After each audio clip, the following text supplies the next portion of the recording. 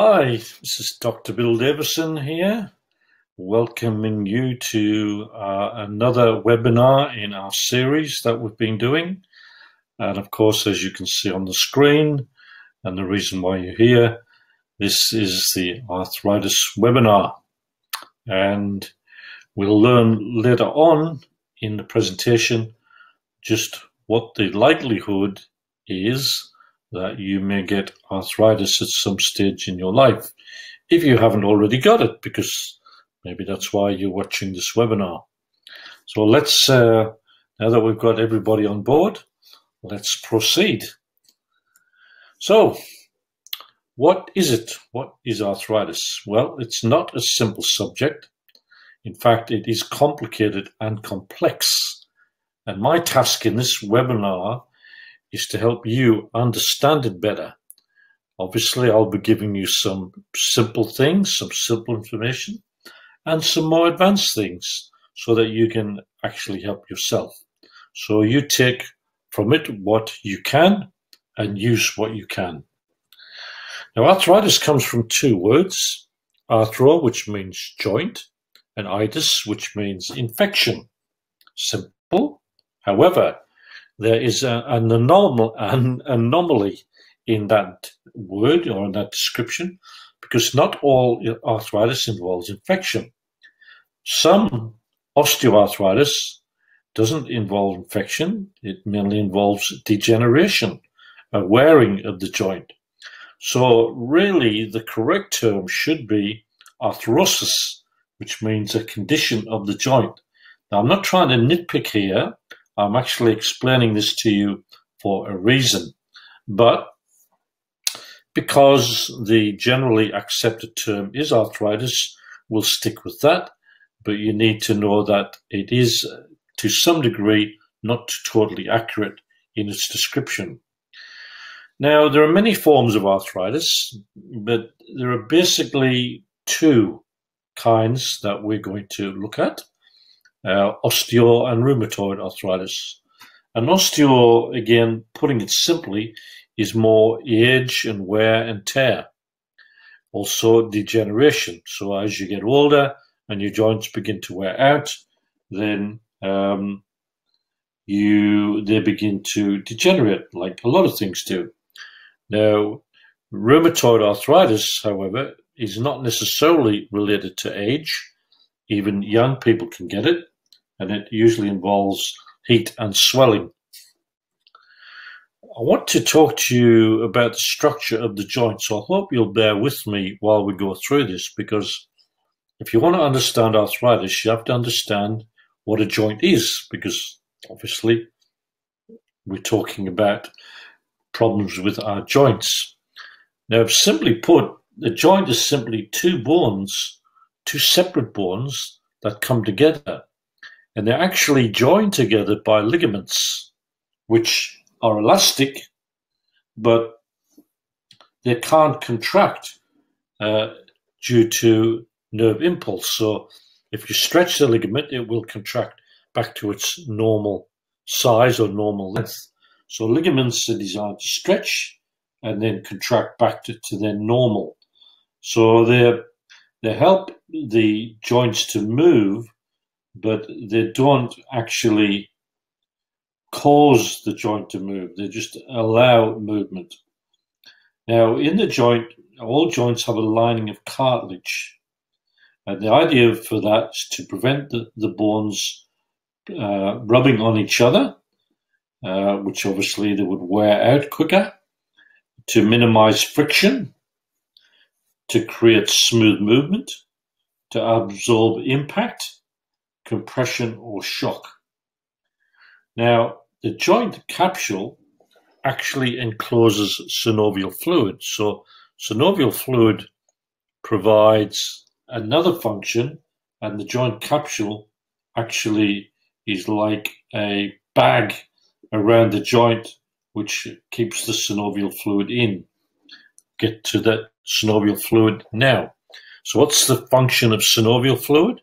Well, it helps provide lubrication, but also nutrition and regeneration of the cartilage, so that the the cartilage actually is immersed or has synovial fluid in it to actually help to, a bit like a sponge full of water, actually helps the cartilage to perform its function. So again, the synovial fluid also exerts a cushioning effect and reduces friction. So when you compress a sponge, the water comes out, and when you open a sponge up, it sucks the water back in. A little bit like that. Now, we have obviously many joints in our body, but what's interesting about the knee, the spinal column, and the jaw, they all have an extra piece of cartilage that sits between the two linings of cartilage. Presumably, that's because the knee and the jaw do more work. And of course, some people's jaws work more than others, do more work. So I'll leave you to actually understand what I mean by that. So the knee and the spine and the jaw actually have like a spacer or a washer that sits in between the joints to provide even more of the things that we just mentioned. Now, tendons are the end part of muscles. So because of the structure of a muscle, it's not fibrous enough to attach into the bone. And you'll see on the diagram there, at the end of the muscle, the red part gradually becomes white, and then it fastens into the bone. You'll also see a ligament which sits between the two muscles there in the middle. That's just holding the joint together. And of course, the muscle, when the muscle contracts, it actually helps to move the bones together or apart. So on that diagram, the biceps is at the front on the right, and it contracts. It takes your fist or your hand towards your shoulder.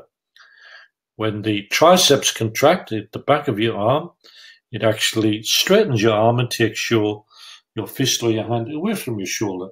And these two actually work together to synchronize movement. And you can see the white part is the tendon, which the muscle gradually transforms into a tendon so it can be inserted into the bone. Now, you'll see why I'm boring you with all this in a moment, because it's very important to understand your own problems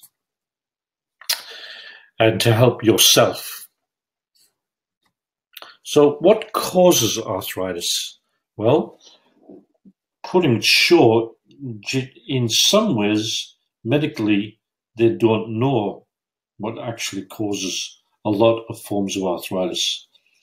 Now, we, from an alternative or a natural point of view, treatment-wise, we believe that there are many causes, and there can be a combination of causes, which is why sometimes it's difficult to pin down. And that's why some treatments work for some, but not for others, because the etiology or the cause, fancy word for cause, may be different for each person.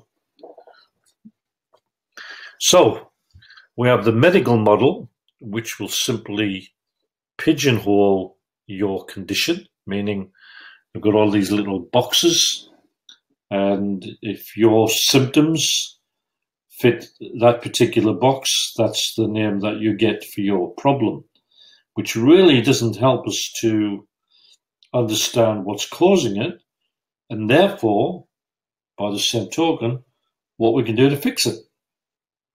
Now, sure, yes, drugs can be helpful, especially when you're in pain. We all want to be free of pain, and so drugs do play their role there. And often medically they can use anti-inflammatories, which actually help the inflammation in the joint and help to reduce pain too. But that doesn't cure. It can control the symptoms, but it doesn't usually cure over the long term. Sometimes if you have a short-term problem, the drugs can help you live with it until the body fixes it itself. That can certainly happen. So there's a place for medical drugs in all of this. Now, here are some of the factors, or causes, if you like, that are involved with arthritis. Now, there's more than this, but we'll need to put them on a couple of different slides so we get through them. And we're going to deal with each one of these individually, but let's just go with them all now so we get an overview. Hereditary factors, soft tissue injury. Now, that should be joint misalignment or damage.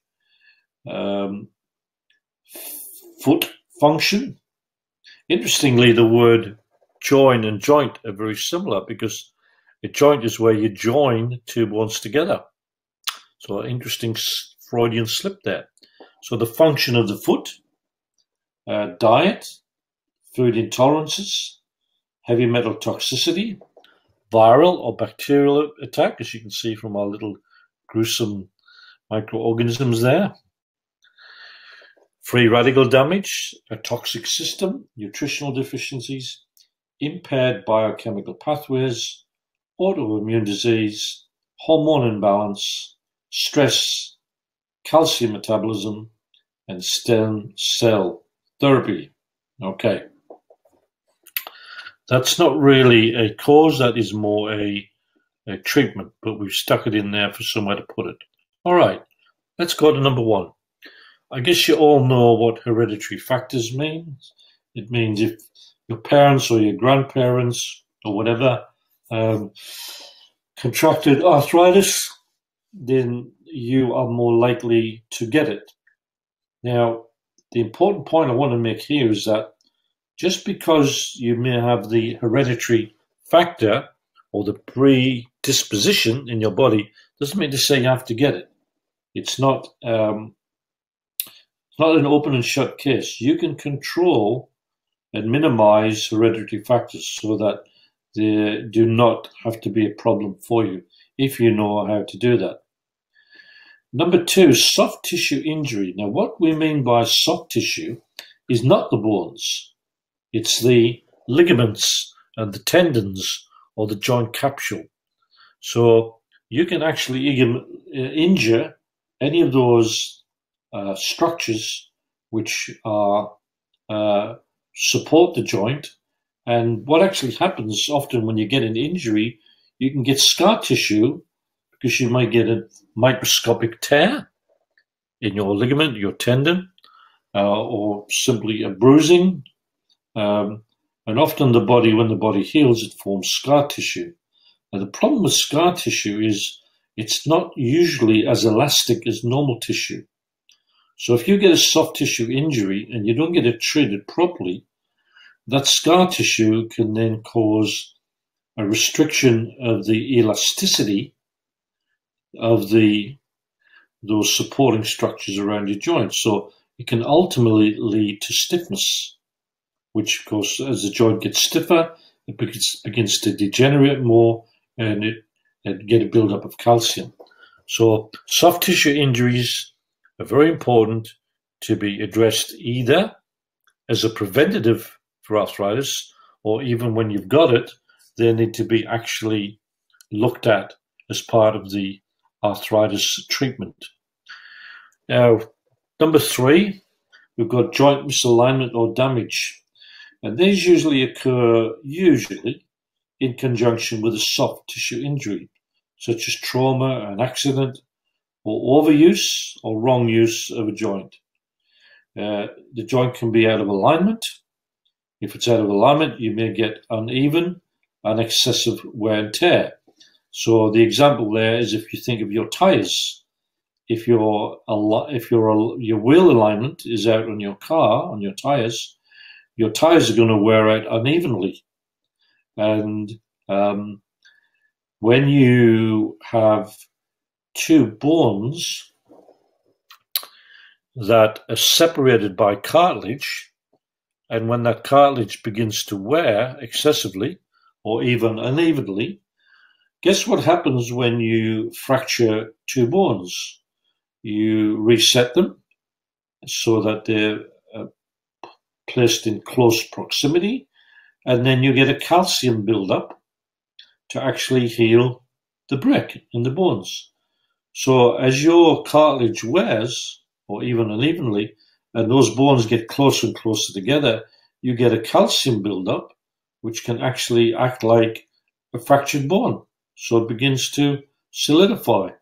So that's an interesting way of looking at it. So that can obviously cause your joint to degenerate quicker because it's not going through its full motion. It's not getting the right supply of nutrients into the joint. And your spine is a very, very common example of joints that degenerate. You can look at x-rays, and we do this, I've done this for many, many years. You can look at an x-ray and you'll see where there's one or more joints in the spine where the cartilage is being wearing, that the calcium begins to build up. You get these little spurry beaks occurring. So it's almost like, as I say, a fracture beginning to ossify. But the other reason why your body does that is to try and stabilize the joint. So it puts down more calcium, so you've got a broader base on which for the joint to work. And so the idea is to try and stabilize an unstable joint by laying down more calcium there, and even restricting your moving it so you don't do more damage. Okay, so I mentioned the x-rays and the calcium buildup. The problem is, as we stand now, it's very difficult to replace a spinal joint. I think there may be some exceptions to that, but it's not easy to do. You can replace a hip, you can replace a knee, but much more complicated to try and replace a spinal joint because of all the nerve roots that are around the spinal joint and the spinal cord going down through the center of the joint of the spine. So your spinal joint, your spinal column, the function of your spinal column is to allow for movement, but it's also designed to be a support for the rest of your body. You have one column, you have one pillar, if you like, not a pillow that you sleep on, but a pillow that you have a structure around. So you have one pillar that everything else hangs off. Everything hangs off your spinal column. Your skull sits on it, your shoulders hang off it, your pelvis hangs off it, everything. That's your central structural column, but it has to be able to move, be flexible. So you can see how intricate, complicated the spine actually is. And of course, as a chiropractor and an osteopath, that's what we specialize in detecting problems in the spine and correcting them. Spondylosis. Spondylose simply means spine. Losis, as you should know now, or osis, is condition. So spondylosis means a condition of the spinal joints, and that is very, very similar, if not the same, as arthritis in your spine. And so it's important to make sure your feet, your knees, your hips, your pelvis, and your spine are all in alignment, because they will affect your joint wear and tear. Okay, so the foot, what does the foot have to do with arthritis? Well, your foot is your ultimate suspension system. Everything sits on your feet, those poor little feet. It's your suspension system, and all the other joints are affected by how good your shock absorption is in your feet, your ability for your feet to absorb impact or shock. And then to help the feet do that, there are two arches, and what we call the longitudinal, the one that runs from your heel to your toes, and the transverse, which runs across from one side of the foot to the other, just behind the ball of your foot. So these two arches are actually there for a reason, to give you some suspension and some shock absorption. And so many people, including children, have a problem with the arch support, the function of their feet. And that's why a lot of people use orthotics, which really is another topic. I think a lot of orthotics are too stiff and too high. You've got to allow those arches in your feet to function. If you use orthotics that are too high or too hard, then you're not allowing the joints to do what they're meant to do. So we used to recommend a golf ball, but now we use a super ball. Those are the small balls about the size of a golf ball that bounce really high. And the reason we prefer those is because you can dig your feet into them, whereas the golf ball actually hurts a bit.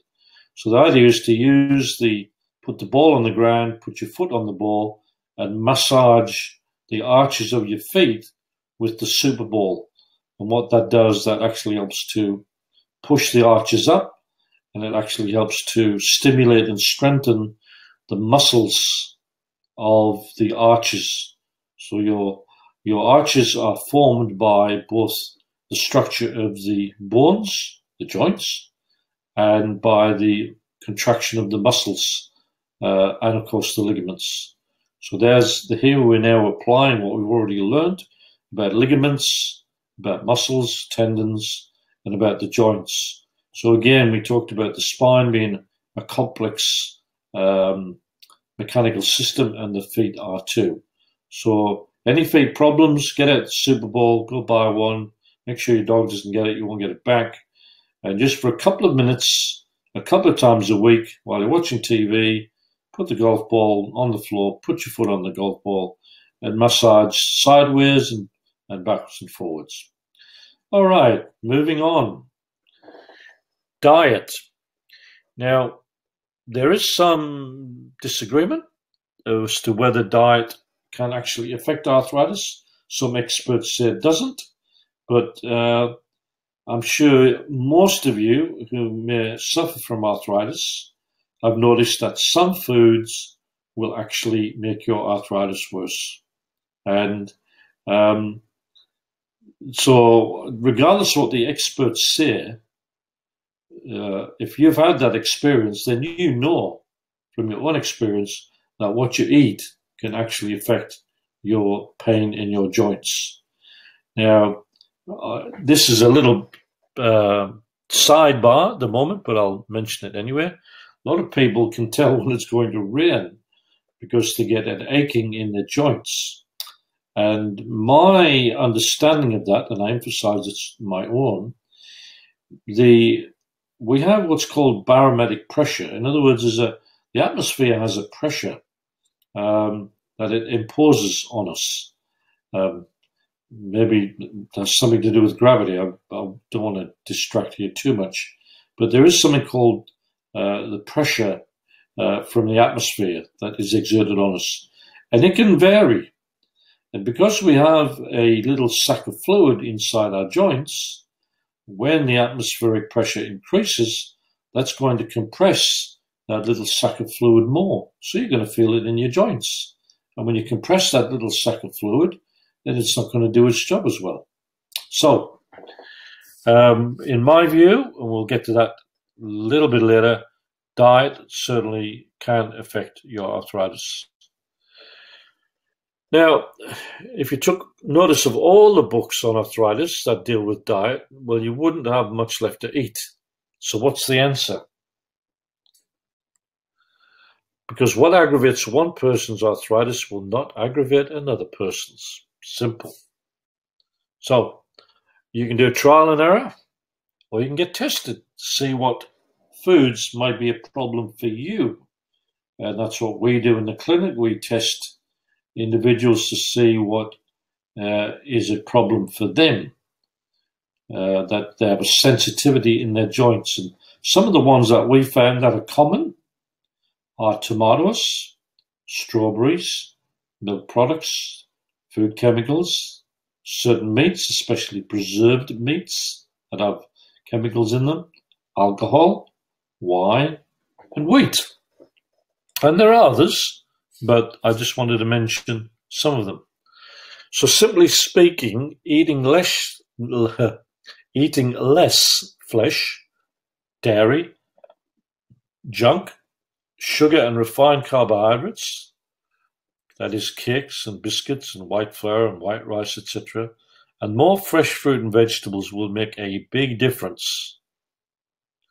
Less flesh, less dairy, less junk food, less sugar, less refined carbs, then it will, and more fresh fruit and veggies will make a big difference. However, some fruit and vegetables may be contraindicated, such as acid fruits and nightshade vegetables such as bell peppers, paprika, tomatoes, white potatoes, and eggplant, because they have shown, for some, not all, to be a problem. Food intolerances. So we've talked about how diet can affect your arthritis. Food intolerances are a little bit different. These are foods that you may be intolerant to regardless of whether you have arthritis or not. So they may or may not be affecting your arthritis. But a lot of foods, as we said, can react with joint tissue, cause pain, inflammation, restriction of movement, which eventually leads to degeneration. So there's a difference between sensitivities, intolerances, and allergies. Now, heavy metal toxicity. Such things as lead and mercury and aluminium and cadmium can actually also contribute to arthritis. Heavy metals are molecules that cause interference to normal biochemical functions in the body. The reason we call them heavy metals is because they are often large molecules. They often do not dissolve easily in water, so it's difficult for the body to get rid of them. And when they're in the system, they can interfere with a lot of your biochemical functions, including joint repair and joint function. Now, research on just one heavy metal, lead, has shown that it thins out the synovial fluid, affecting its viscosity. That's a great word, isn't it? Viscosity.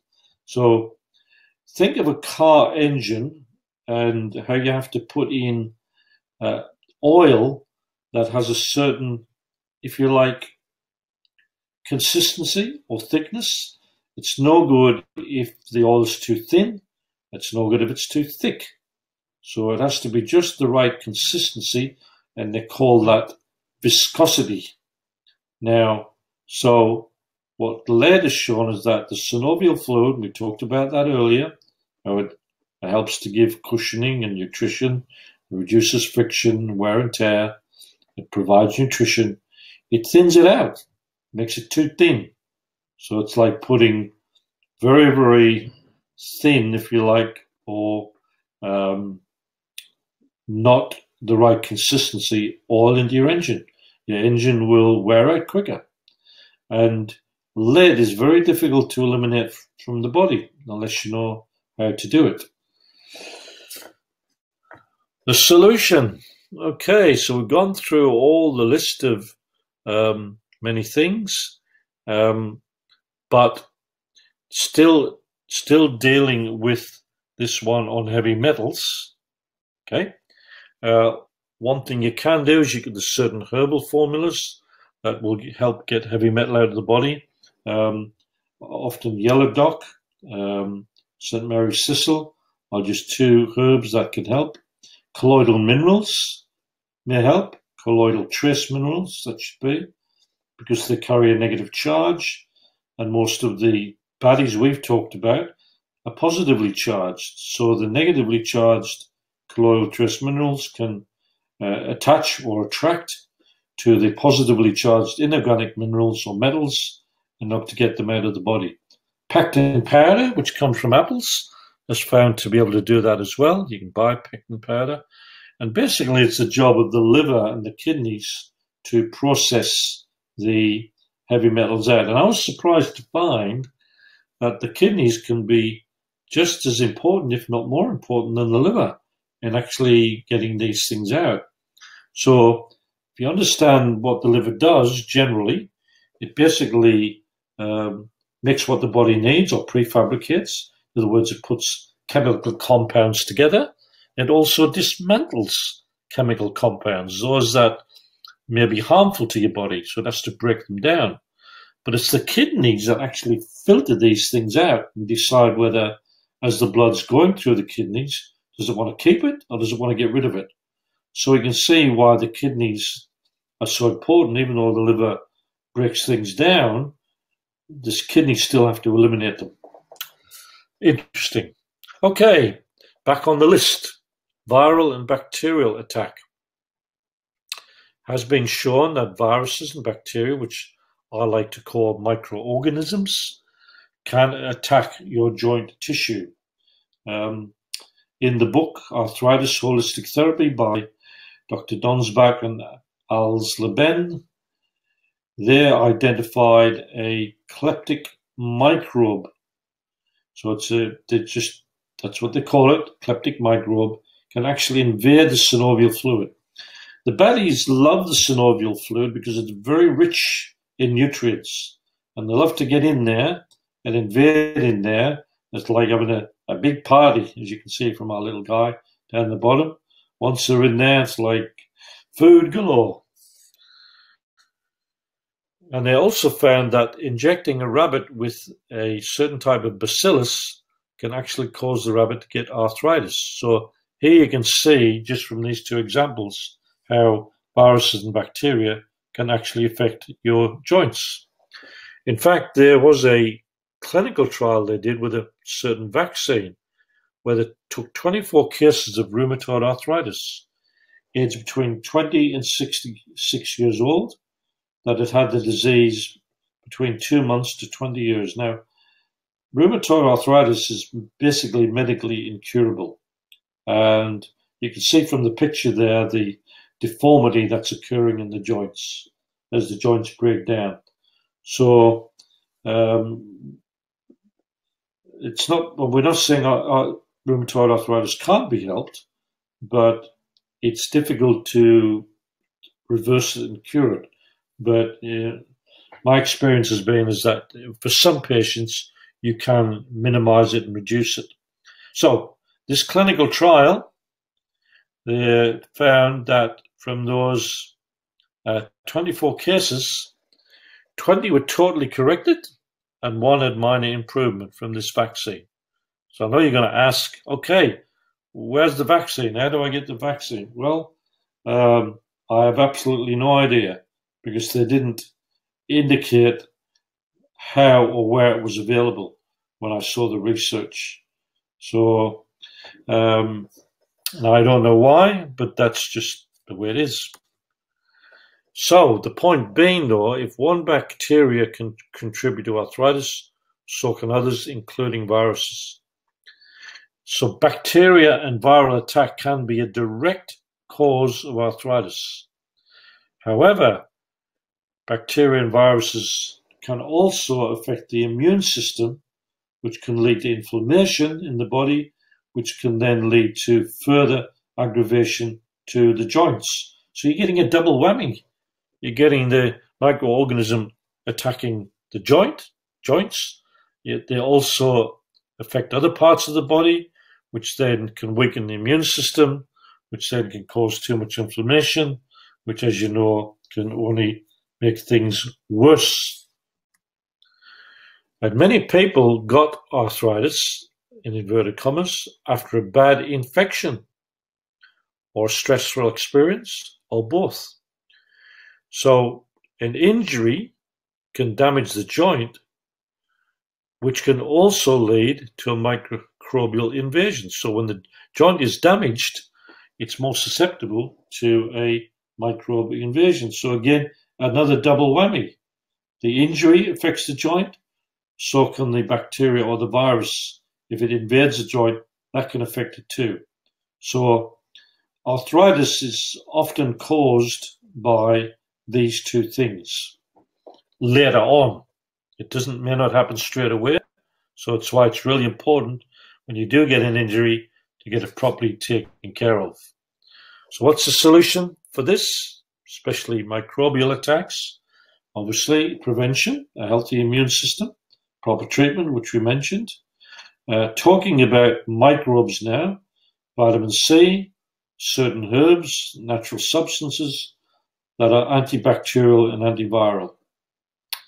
And in the clinic, we have something called a Vega test, which can test for specific bacteria or viruses to help us identify if they are there. Now, a guy that I knew some time ago, a guy called Jeff Baker from the Central Coast, was experimenting with a machine that he had and using electrical frequencies. And I have experimented with those myself. He was an ex-CSIRO scientist, so he was no dummy, he knew stuff. And he, working with arthritis, he claimed he was getting substantial improvement in the most severest condition. And this was supported or substantiated by blood tests and feedback from the patients. And what he was doing was he was using electrical frequency as the only therapy. If you were using other modalities, you get much better results. And he was using a frequency machine, small one, the patient carried around. And they're just had a way of attaching the electrodes to the joint. So they were getting the stimulation for a large part of the day. And he was claiming that the damaged tissue was regenerating, and frequencies also destroy viruses and bacteria. So that's just another option that's available. Now, free radical damage. Free radicals are similar in their effect as heavy metals, foods, and small microorganisms. Free radicals are chemicals that are often man-made. Sometimes they're made by the body, but they're made by the body to perform a function. Then the body has a counter function to render them harmless when they perform their function. A bit like turning the dog loose and then chaining him up again when he's done what he needs to do. So free radicals can also be very harmful, especially the man-made ones. And some of the causes of free radicals are pollution, car exhaust, bowel toxicity, smoking, food chemicals, and water chemicals. These are all can contain free radicals, which are, again, are chemicals that are often man-made. And of course, they can be nature-made as well, like even allergies to pollens and to dust. And antioxidants actually protect your body from the attack of free radicals. So these are some of the antioxidants that can do that. Vitamins A, B, C, and E, minerals zinc, selenium, oligomeric proanthocyanidins, OPCs, which you get from either pine bark or grapeseed. They are highly protective. There are others. I've just mentioned a few there. A lot of things have antioxidant effects in the body. A lot of foods do, especially your fruit and vegetables that actually have these nutrients in them.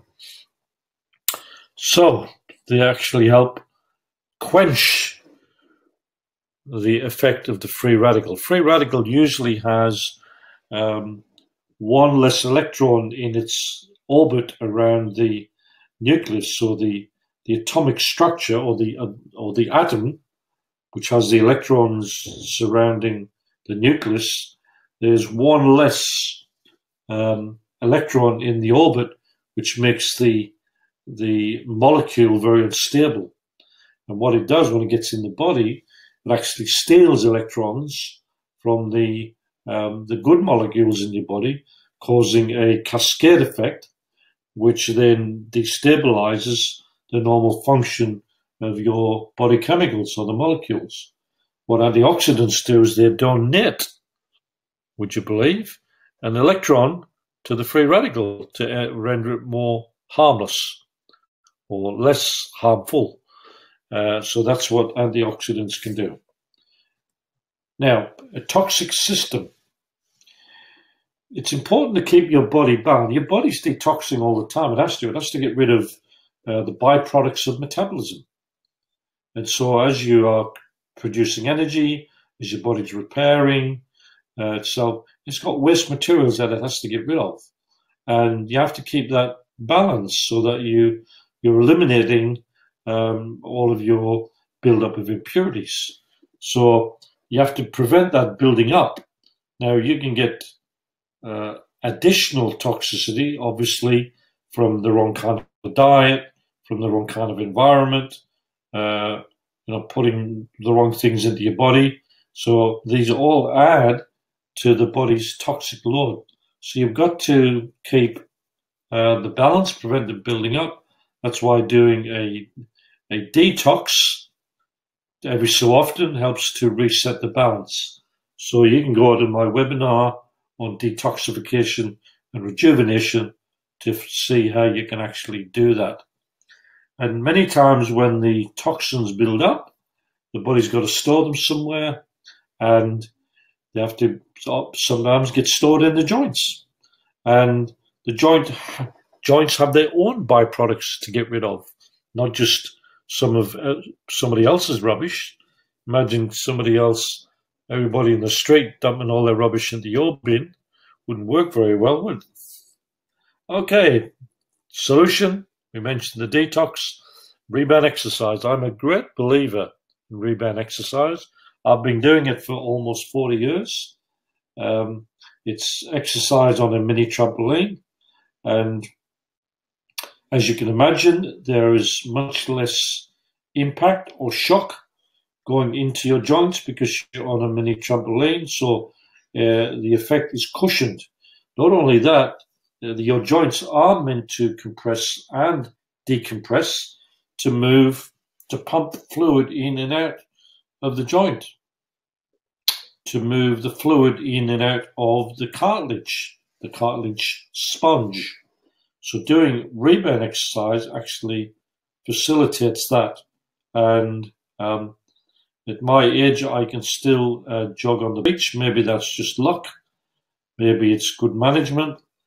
But I like to think it's because I've done rebound exercise for almost 40 years. And so, I was playing soccer until I was 65. And the only reason I'm not playing it now is because of my arm. It's too dangerous for me. But, that's not to put myself on a pedestal. I don't mean that, because, I have other problems. And sometimes you can just be lucky to get healthy joints. And some people are unlucky to get them. But I think the rebound exercise is highly beneficial for healthy joints, so you can exercise without putting too much impact in your joints. That's why I like to run on the beach, so I'm not running on a hard surface. Okay, all right, number 11. Hope you're still with me. We're getting there. Right, nutritional deficiencies. The joints, as does the body, require different materials to repair itself. Imagine building a house and running out of nails. It just doesn't work, or running out of something. So your body needs different materials to repair itself. So you've got to supply the body what it needs and the joints what they need. One of the things the body needs to regenerate itself is collagen. Collagen is a component of connective tissue. Connective tissue is tendons, muscles, ligaments, which, as we mentioned already, are very important. So a key component of collagen, of course, is vitamin C. And there are other things that your body needs, both for cartilage and for connective tissue. MSM is methyl sulfonyl methane. It's a form of sulfur. Silica is a mineral that helps your body to maintain its elasticity, especially in the structural systems of your body. MSM does the same. You've all heard of chondroitin and glucosamine that actually are components of cartilage. In fact, you can actually just buy gelatin.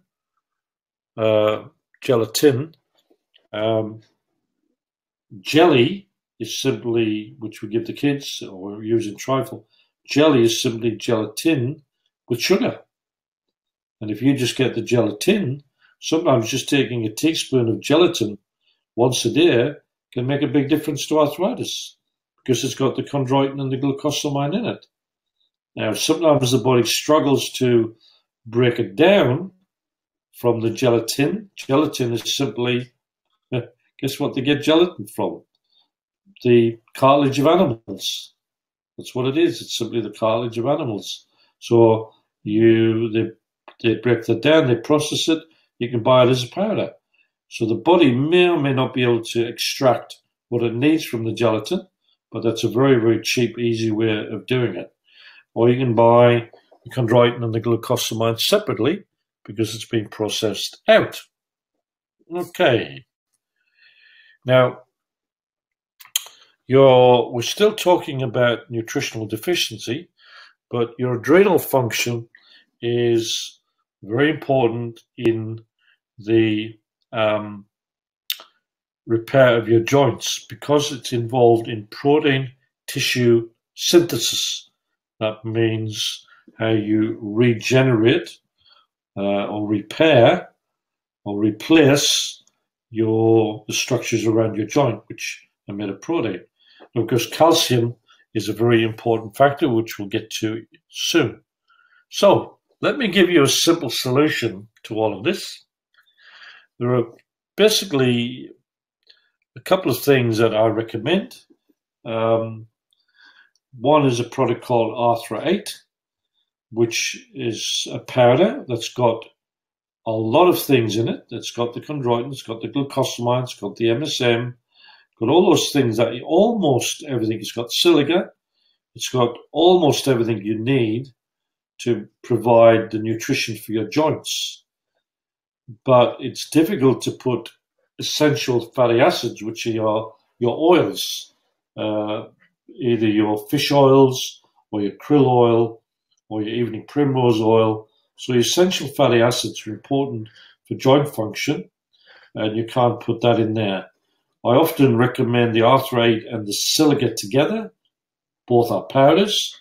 Mix them together in a drink. Teaspoon twice a day to start with for a month, and teaspoon once a day of each in a drink. And it's amazing the results that people get from their pain for that. And of course, we already mentioned diet. So that's a simple solution for the nutrition of your joints. Remember, that's what we're been talking about, nutritional deficiency. So this actually helps supply the joints with what they need. Okay, number 12. It's a complicated one. Impaired biochemical pathways. Now, if you've ever seen an assembly line to make a car, I can't remember what they start with, but obviously the car goes along a line and there's steps along the way and there's workers along each station or each step, and there's different parts that are added to the car as it goes along. So it starts with virtually nothing and off the end becomes a fully functioning car. So you can imagine if one part is missing, then the car isn't going to be very good. So it's the same when you try to manufacture a molecule, and the body's making a molecule or tissue to try and repair or replace a part. It's a little bit like an assembly line. You need to go through a process. And sugar is actually part of that repair process. And before you get too excited and carry away and say, oh, good, I'm going to eat more sugar to help my joints. Unfortunately, when you have excess sugar, it causes an imbalance, which gives you an actual shortage of the other nutrients. So it's important that you control your sugar, because believe it or not, you get plenty of sugar. Shortage of sugar is not the problem. Sorry. It's the other nutrients that you have the problem. So you've got all the sugar there, but you can't use them, so because you don't have enough nutrients. It's like having, plenty of wheels there, but nothing else. So you can't make a car with just wheels. And the other nutrients we already mentioned, but I didn't mention was colloidal trace minerals, green powders, because they have all the nutrients from the vegetables in there. And I mentioned the essential fatty acids, which can be flaxseed and or fish oil, krill oil, evening primrose oil. The good thing about the flaxseed, it contains omega-6 and omega-3, whereas your fish oils tend to contain more omega-3, evening primrose oil more omega-6. Don't want to get too complicated, but remember what we said at the beginning, that it is complex and it can be complicated. I said I would give you some simple things to do, but I said I would also go into the complexity. Now, this is a very controversial one, autoimmune disease. This is where medically they say that the immune system attacks its own tissues, often the joints. So in other words, the immune system gets it wrong and it secretes the antibodies or the chemicals that begin to attack the body's own tissues. Now, if this is true, and now then obviously it means something's happened to the immune system to cause that. And so what do they do medically? They give you drugs to suppress your immune system. Well, that might help the symptoms of your arthritis, but it's not doing your body any good because you need a healthy immune system. You might feel, you'd rather have less pain than a weak immune system. That's fine. That's your decision. But that's not your only alternative. I believe that you need a healthy immune system. You need to find out what's caused that. That is another topic. But a lot of the things we've talked about today in this webinar will actually help your immune system anyway. And that's why sometimes there's a conflict when I have a patient who are on anti-inflammatories or immune suppressants, and I want to give them something to help their arthritis and their immune system, and I can't do it because the doctors won't allow them to take anything that's going to actually strengthen the immune system. So there's a dilemma there. Now, there is another theory which claims that the body does not attack its own tissues. I haven't looked into that enough, but it's something that I've read that disputes that and said there are other reasons why things go wrong. So I'm going to have to leave it at that and leave that one open. Now, DNA is when your body makes its own tissues, it uses the DNA as the blueprint. And so sometimes if the DNA becomes affected, the DNA becomes disrupted, then obviously the blueprint becomes disrupted, and so the body either can't manufacture its own tissues or they're incomplete. And there are various things that can affect your DNA malfunction, including viruses and bacteria and all the other things we talked about. And that is linked in with your immune system too. I would put it there. Okay, hormonal imbalance. Your nervous system and your hormonal system control everything in your body. They direct the orchestra. Now, when you go through menopause, your ovaries stop producing hormones, and it's the job of the adrenals to take over the job. Unfortunately, with the adrenals also control inflammation in the body, and they also release stress hormones.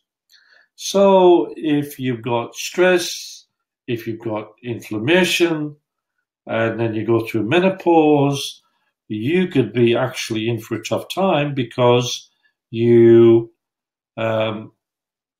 adrenals can't control your stress, and they can't control the inflammation.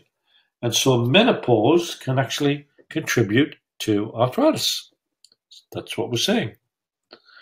And of course, we already mentioned stress, and we're not going to go into that because we've already done a webinar on stress, so I would direct you to that webinar on my website where you can actually learn some of the things you can do to not pull your hair out, but learn how to control stress.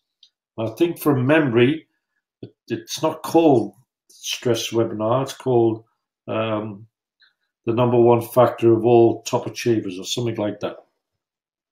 So we'll skip the one on stress, but just to list it as an important issue in the control of your arthritis. Okay, 16, we're nearly done. Now, this one is a big one. It's called calcium metabolism. Now, see, these are some of the symptoms you can get if you have a problem with calcium metabolism. Now, I'm not talking about a deficiency of calcium. That's oversimplified. I'm talking about calcium metabolism, which we'll get to in a moment. Right. Here's some of the symptoms that could indicate you have a problem with your calcium metabolism. Cramps and twitches, tetany, lower back pain, Bell's palsy, premenstrual stress or premenstrual tension, kidney stones, insomnia, hypertension, arthritis, osteoporosis, osteomalacia, osteopenia, osteofibrosis, bone spurs, these little calcium growths on the ends of the bones of the joints, calcium deposits in the ligaments or the tendons. Now, so let's talk about calcium metabolism. Is milk a good source of calcium? That's a very good question. A lot of debate about that. Yes, milk contains calcium, and you'll see in a moment why milk could be considered. However, Dr. Francis Pottinger, a medical researcher, was able to demonstrate using cats. He fed a group of cats pasteurized milk, and he fed a group of cats whole raw milk. The ones that he fed pasteurized milk to got arthritis. The ones that didn't get the pasteurized milk, they got the raw milk, no arthritis whatsoever. What's going on here? What's the difference? Now, we don't have to go too deeply into this, just to say that processed milk, if milk's a good source of calcium, and calcium is an important component of the joints, why would pasteurized milk make it get worse? Well, let me give you a possible reason. I don't know what it was, but let me give you a possible. When you pasteurize milk, you change the molecular structure of the milk. So once you begin to change the molecules in milk, then you can get a different effect. Difficult to get whole raw milk? Well, maybe. All right, let's go on. Now, a very important question. Why does osteoporosis and arthritis often occur in the same person? We all know what osteoporosis is. That's where you begin to lose calcium out of your bones. Your bones become more brittle, they become less dense, they become weaker.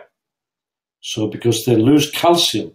Whereas arthritis, you actually get calcium depositing in the joint. So the bones are losing calcium, whereas the joints are gaining it and depositing it. So you get a deficiency of calcium in one part of the body and an excess in another. Is this a calcium deficiency? What's going on here? Well, what's going on is calcium metabolism. That's the difference. So something's gone wrong with your metabolism in your body, because you have to have a certain amount of calcium in your blood. If the calcium drops, then your bones will deposit calcium into the blood to keep the levels up.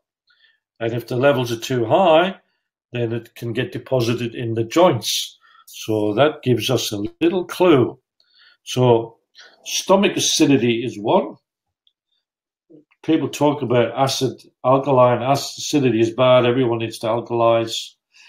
That's only partly true, because everybody is different. And each part of your body has a different pH, or has a different acid-alkaline balance. That's what pH means. The amount of acidity or alkalinity. High pH, alkaline. Low pH, acid. All right. So we do know that vinegar can dissolve calcium because it's acidic. But we need an acid stomach and we need an alkaline small intestine to be able to digest our foods properly. Interestingly, apple cider vinegar helps arthritis. That's what people have found. Not everybody, but a lot of people.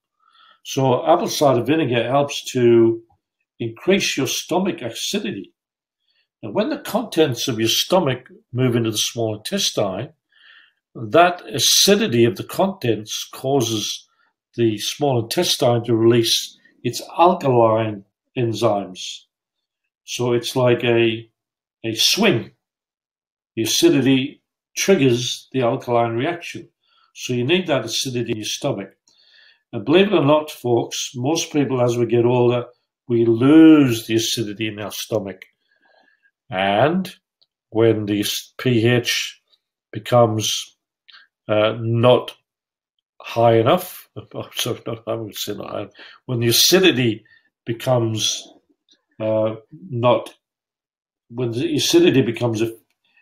deficient, the pH becomes too high, which is more alkaline, then the food doesn't get digested quickly or properly, and so it begins to ferment, and fermentation causes gas, and then the gas causes reflux, and so you start and get the burning of the esophagus. So what do the medical profession do? They give you antacids to neutralize the acid coming up into your esophagus. But in fact, the problem is not enough acidity in the stomach.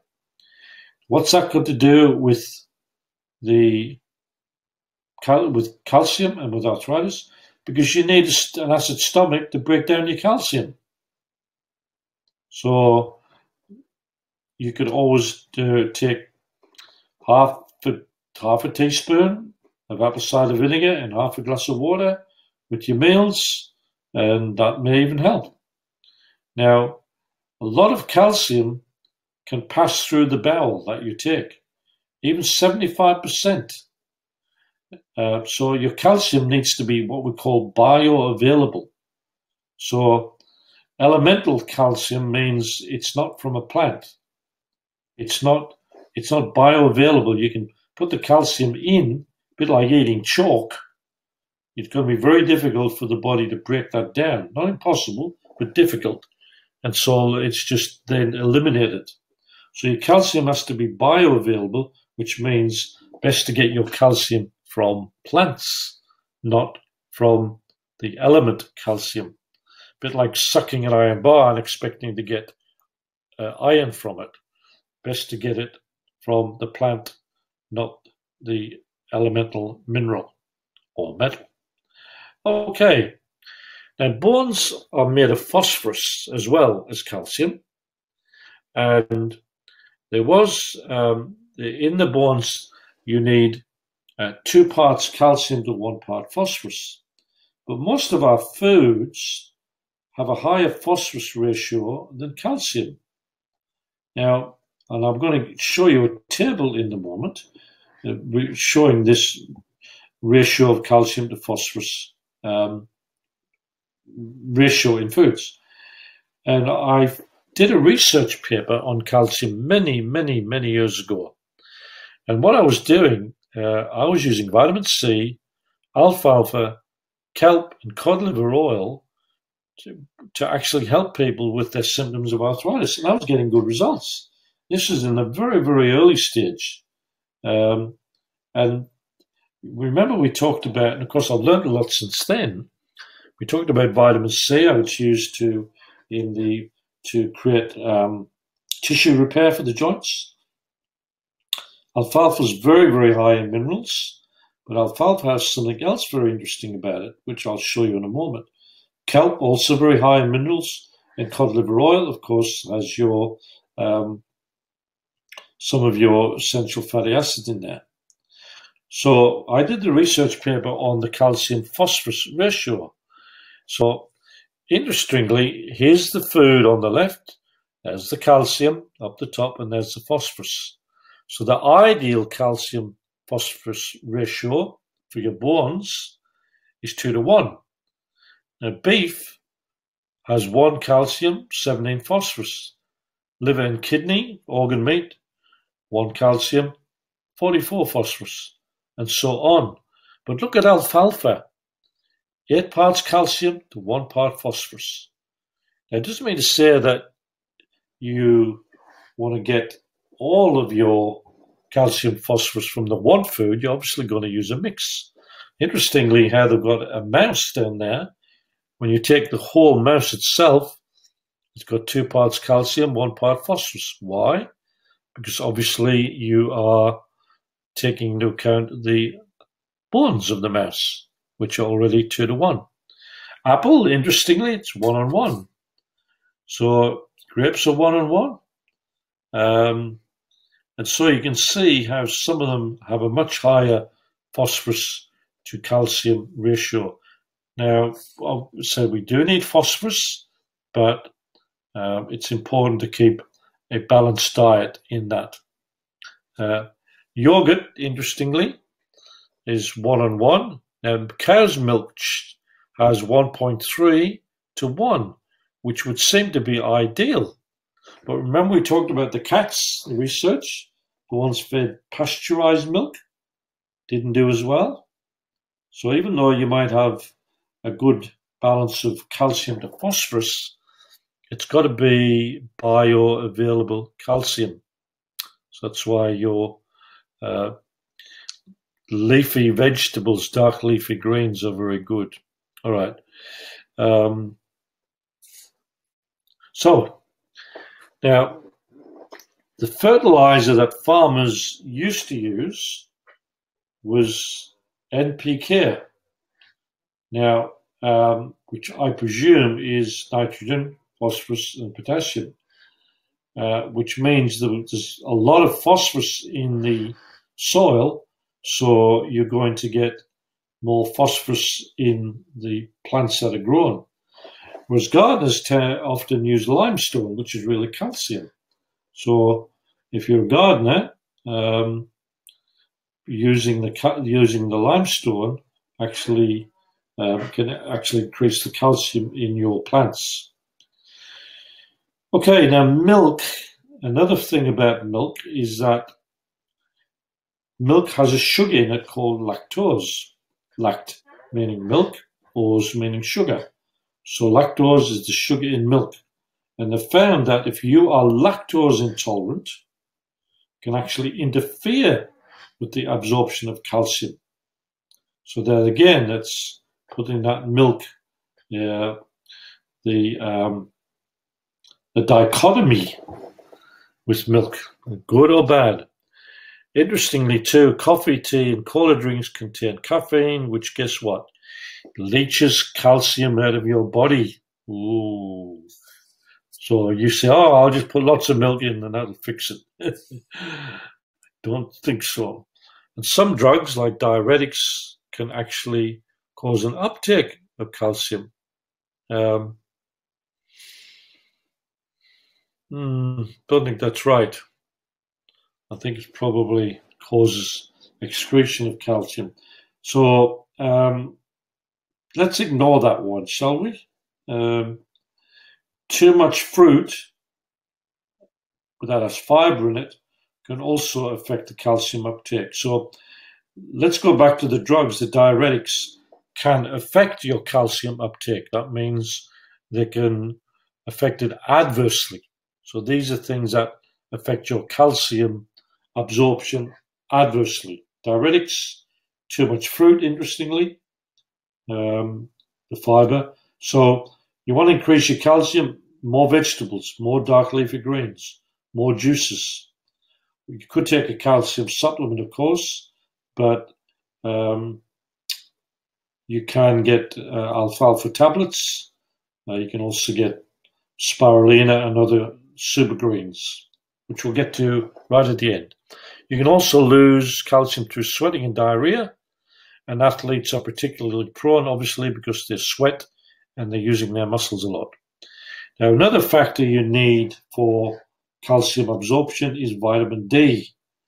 You can take a supplement, but it's better from the sun, but we don't want you getting sunburnt. We don't getting too much sun. That's another subject. But your vitamin D is important in your calcium metabolism.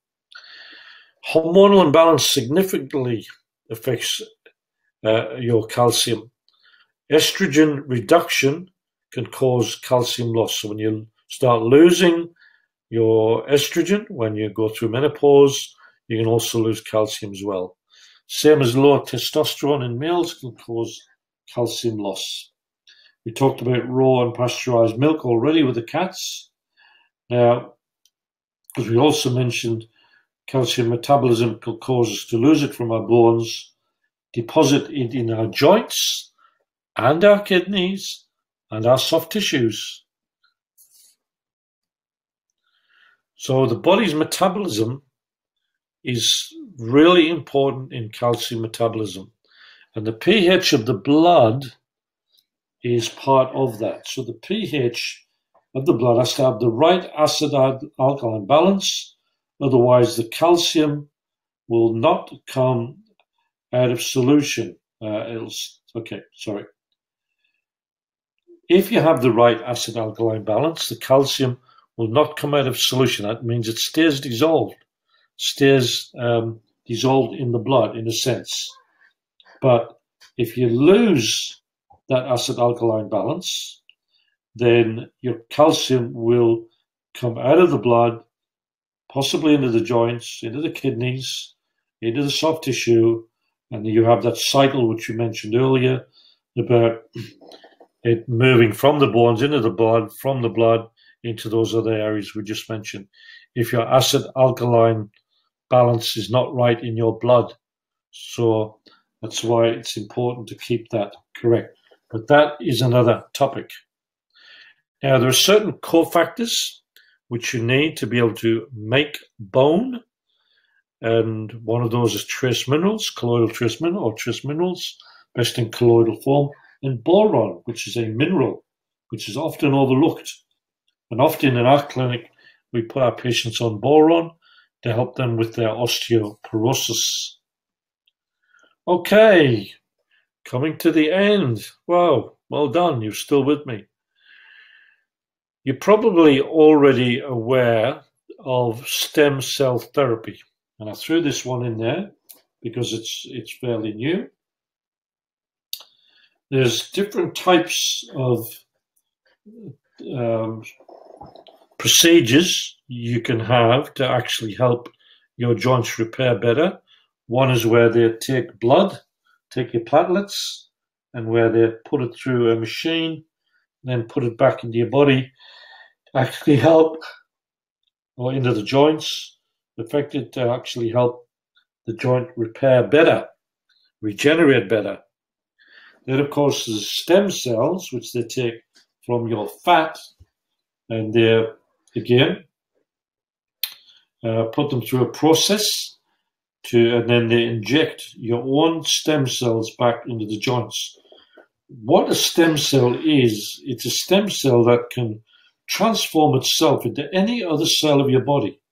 So wherever your cells are needing to be repaired or replaced, your body takes its stem cells, which are actually stored inside your bone marrow, interestingly, and in your fat. So your stem cells then go to that target area and replace the lost cells. They transform themselves into ligament cells, tendon cells, bone cells, liver cells, skin cells, whatever. And so you can actually get stem cell therapy. It's not cheap. It probably costs you over $5,000.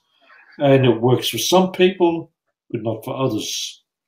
For those of you who are interested, there is a nutritional product that's made from a plankton similar to spirulina or chlorella. And it's on a website that I have an affiliation with. That's why my name's there, drbillcyril.com. The product is called Ultra Stem Cell Enhance. It's a nutritional product that may contribute to the regeneration of your joints. Now, the company goes to great lengths to not make any medical claims, but they do put out a lot of, well, they don't put out, but you can get a lot of information of people that have tried this product and have had quite good results in regeneration of